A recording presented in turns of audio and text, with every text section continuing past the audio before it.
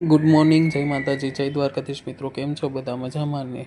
સવાર પડી ગઈ છે ને મમ્મીએ મૂકી દીધી છે બહાર છાશ બનાવવા માટે વલોણું ચાલુ કરી દીધું છે. અને અહીંયા કાનો પણ ઉઠી ગયો છે, કારણ કે કાનો થયો છે હવે ભૂખો. અમે એને આખી રાત ઓસરીમાં જ બાંધીએ છીએ અને વાગ્યા છે સવારના 6. વાતાવરણ કંઈક આવું છે અને મારે જવું છે હવે કાનાને લઈ એની મમ્મી પાસે દૂધ પીવડાવવા માટે.